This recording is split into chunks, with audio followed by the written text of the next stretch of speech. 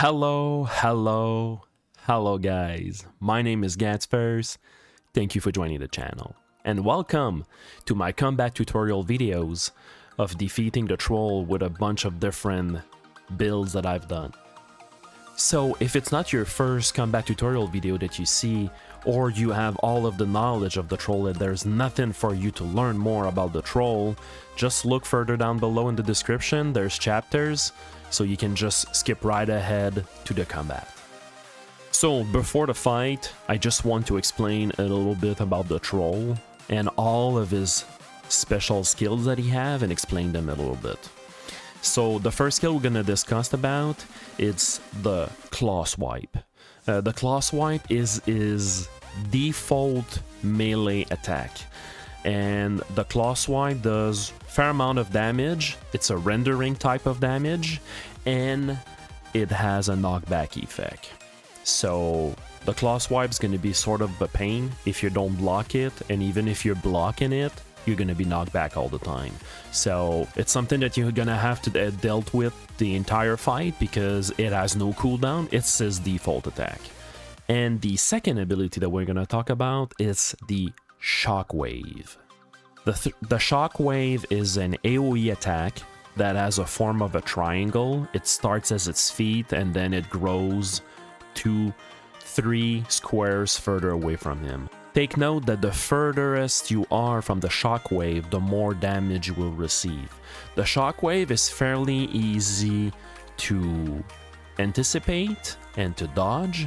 You just have to simply look at the troll actions that he's gonna do, and you will notice me doing that during the entire fight. And this third skill we're gonna talk about, it's the deafening roar.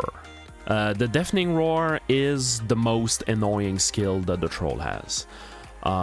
It does a little bit of damage, but the damage is significant. You don't bother about the damage. It's not the damage the problem about this skill. The problem that this skill has is that it has a percentage chance to daze you or stun you.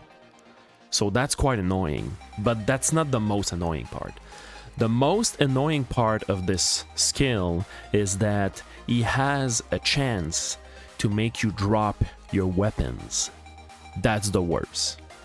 So every time you're gonna fight the troll, because of this specific skill, when you're gonna fill your inventory with a bunch of equipment, you will have to make sure that you have enough room to pick up your weapons.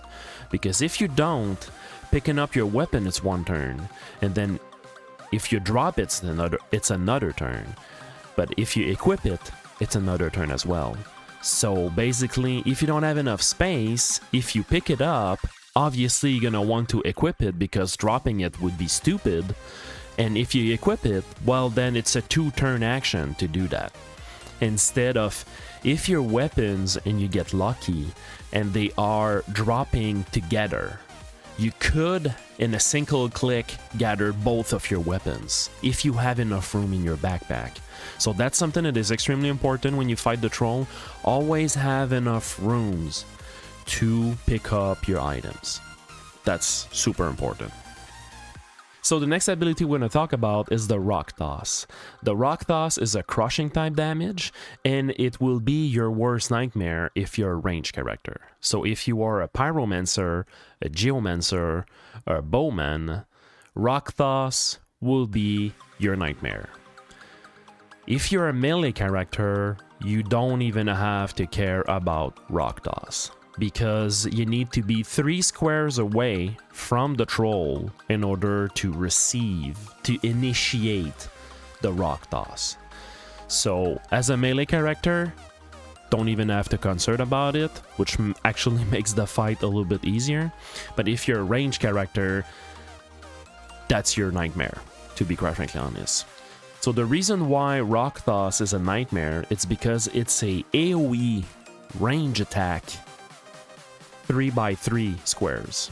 And the problem that there is with Rock Toss is that it's super duper hard to try to anticipate when he's gonna use it, but not really when he's gonna use it, but how it's gonna land.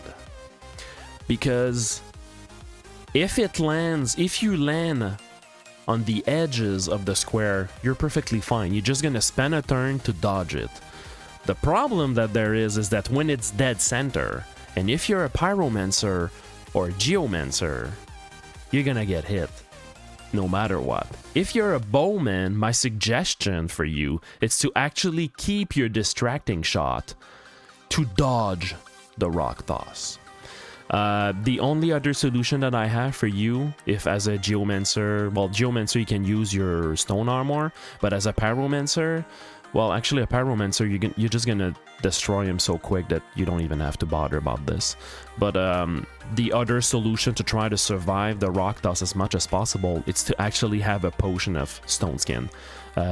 It's gonna make the rock toss damage to be like quite pathetic, so you wouldn't care about it. But it's not unlimited. It's like 90 rounds for that potion. So yeah. So melee character, no problem with the rock toss. You won't even care. Range character, get prepared. And the last skill, troll regeneration. Troll regeneration is the reason why the troll can be quite difficult. So, the tricks that you need to know about troll regeneration is that, first of all, the troll regeneration will not be used until the troll is below 75% HP. So below 75% HP, don't even bother about the troll regeneration, he's not going to use it. Then the other things that is quite important to know is that the only way, okay, and believe me, I've tried plenty of things, the only way that you can stop the troll regeneration, it's by doing a melee attack. Not being one square away from him, not be toe-to-toe with him and then shoot an arrow or something like that. No. Literally perform a melee attack. It's the only way.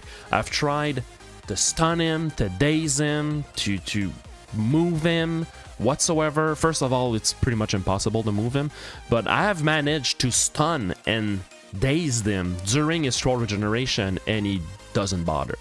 He doesn't care. He's still gonna do his troll regeneration. So the only single way that you can remove the troll regeneration is by performing a melee attack on him. And the important note for that also is that once you interrupt the troll regeneration, for the next 2 turns, the troll will receive 200% more damage. So you need to unphase on that. Also, take a quick note that as of this patch, the troll regeneration is a bit bugged. The bug that the troll regeneration has at the moment is that in one turn, the troll regeneration healing ability can kick more than once. Okay, so usually he's gonna regenerate for 125 HP per tick, but if he has a debuff, first of all, something that you need to know about troll regeneration is that the troll regeneration remove all negative effects. So that's normal, that's okay, that's fine. But the bug is that every single time he will remove a debuff, Seize Initiative, weaken from the war cry, a bleeding, whatever, okay? For every negative effect that he removes, sadly, the bug is that the troll regeneration healing effect will kick in as well. So if, for example, you have weaken and Seize the Initiative on the troll and he engages troll regeneration and you don't stop it right away, what is gonna happen is that in one turn he's gonna heal 3 times. He's gonna heal from the thick of the troll regeneration, he's gonna receive another healing because he's gonna remove Seize Initiative, and he's gonna remove another healing because he will remove the weaken part. So that's kind of a bug right now. I don't know when they're gonna fix it. I hope they're gonna fix it soon, but yeah. So without further ado, let's jump right into the combat tutorial. So, welcome to the combat tutorial with Axe and Shield for patch 6.0.17. So for this Axe and Shield build, we currently have a level 13 character, okay? It's quite high level. The reason why it's high level is because it's a permanent character.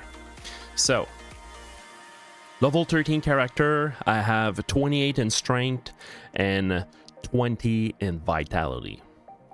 So, for the important stats in regards to fighting the troll, I'm currently sitting at 14% crit chance. It's not a lot, but it's better than nothing with 191 crit chance efficiency. So I'm currently sitting at a 13.5% for health restoration, which is pretty good, pretty decent, and I have a 20.5% energy restoration. Currently have 26 protection and a solid 37% block chance, but actually it's 41% because when I start the fight, I'm going to use defensive tactics, going to give me 4 extra percent, so I'm going to sit down at 41% block chance, which is pretty good. So some important resistance for the troll. I'm currently sitting at 20% bleeding resistance. That's quite low, to be quite frankly honest. Like 30% is pretty good usually for the troll. 26% control resistance, which is fantastic. It's going to help me tremendously for the daze and the stun part. 30% move resistance going to help me again for not being knockback from the swipe attack. And a 25% pain resistance. So the important physical resistance for the troll, it's rendering. Rendering is the thing that's going to hit us the most.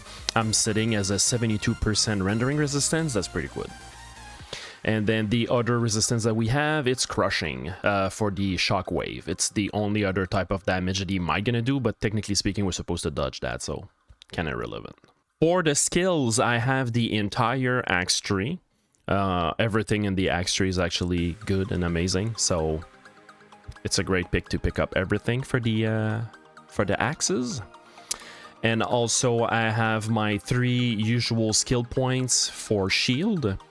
As I've mentioned in my tutorial videos in regards to all characters and talent trees, this is my recommendation for shield. Only use ray shield, shield bash. Actually, I'm not using it just to get the retaliation. Actually, right now for this, it's irrelevant for the troll because we're not going to use any of that. So that's just for dungeoning. And obviously, the most useful skills for any melee character that you play: combat mastery with seized initiative and defense tactics. So for the equipment, since I'm level 13 and I'm respected in Menshire, therefore I have the Eldorian axe. This is a fantastic axe because it gives 6% block chance, so it is amazing. And on top of that, it gave 3% crit chance and crit efficiency, so it's perfect. High body part damage, it's amazing. And obviously we went with the energy drain on the weapon.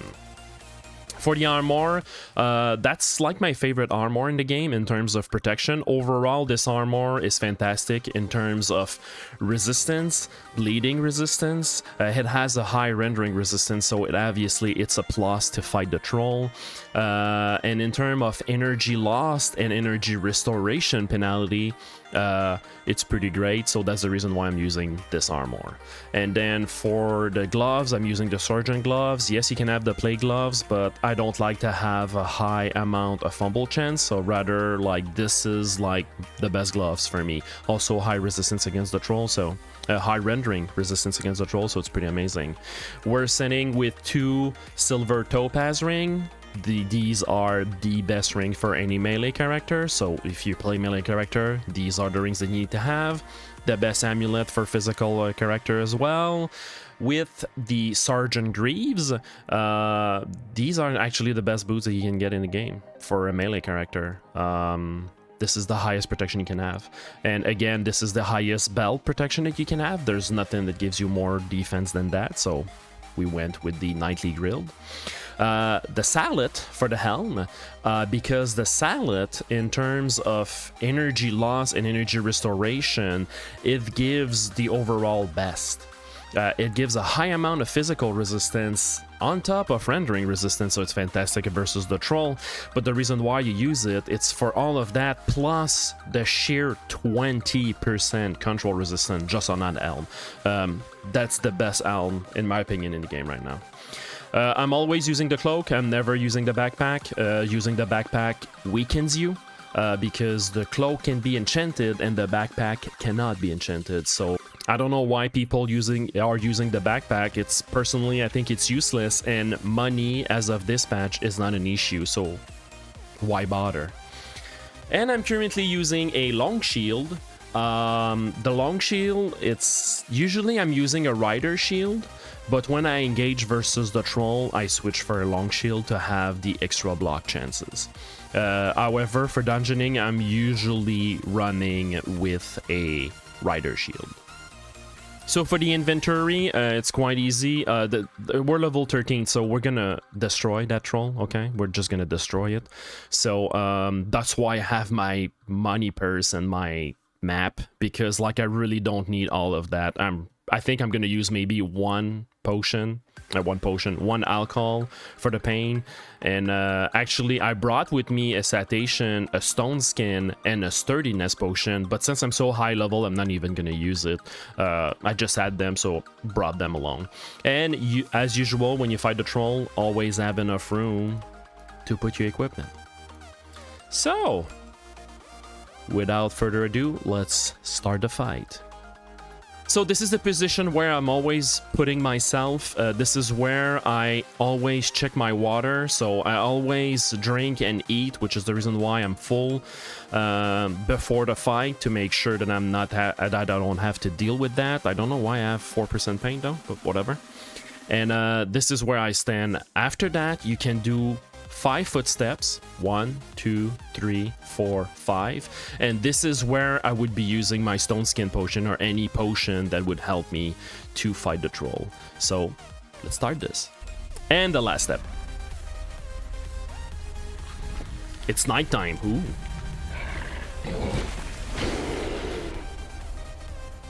Alright, so the first thing we're gonna do is our defense tactics. Oh, he's tossing a rock, but we got lucky. It's not in the middle of us, so fantastic. We're just gonna dodge it. Gonna move forward, move forward. Fantastic, move forward. And I cannot reach him right now, so we're gonna move, step aside like this. Move forward again. Okay, like usually that would be bad, but right now, since we're so strong, we don't care. We're just gonna move forward. So what I'm gonna do right now is gonna look at what he's gonna do. Obviously, he's gonna do his shockwave on me right now. So his shockwave start as his foot here. So technically speaking, wait, okay, there. It starts as his foot here, so he's gonna do a square like this, or it's gonna start at the middle here, and it's gonna do a 1, 3, and 4, and 5 like that. So what I'm gonna do is I'm gonna buff myself. There you go. I'm gonna move forward, and now we're gonna apply our Siege Initiative for the rest of the combat. There you go. Great. Now it's on a 1-turn basis right now, and I have my charge, so I'm just gonna charge him because his troll regeneration is not gonna kick in until he is below 75% health. So I'm just gonna use my skill right away. Okay, step aside. He's bleeding already. Fantastic. That's great. Okay, let's see. Hit him again. All right. Pretty solid. Sadly, this is on a cooldown, so I'm just gonna rush him. Step aside. Attack him. There you go. Now we're still gonna be in this. Oh no, we're not in this endless soup. Okay, fantastic. Actually, he's gonna use his troll regeneration. He's below 75%. His armor's already pretty much damaged. Axes are the best, but he's gonna use his troll regeneration. So I'm in range to attack him. So what I'm gonna do is that I'm gonna buff myself in order to charge him with my technique after that. So let's do that. So this is the perfect opportunity because when he starts his troll regeneration, the next turn, all of these effects are kicking in. But since I'm gonna charge him, I'm gonna interrupt that. Boom. Now we're gonna do the dance. Oh, actually, he did not do a shockwave. He did that. All right, so we're gonna get hit by the shockwave. We're gonna suck it up. We're too strong anyways. Okay, let's move towards our axe. Okay, you really start to piss me off, bro. Okay, let's move back. Move forward. Wait for him. Because his troll regeneration is down, his roaring is down, and this is down. So he's gonna jump towards us, so we're just gonna buff ourselves. And I almost feel like doing an execution here. It's not gonna do a lot of damage, but yeah, I'm gonna try an execution. There you go. Step aside. Attack. I like to point out right now that I have not blocked a single time and I have not successfully resisted the knockback. But as you can see, the troll is already pretty much dead. So we're just gonna charge him and fuck him up big time. Alright, I'm not even gonna use that. I'm just gonna buff myself further and do this, and there you go. So that was the troll with axe and shield. Obviously we were high level, okay? Level 13 with the axe and shield. It's pretty high level for the troll. Like, the troll is way easy with that, but that's the only save file that I had at the moment, and it's on a permadeath character, so zero stress here. So that's how you defeat the troll with an axe and a shield.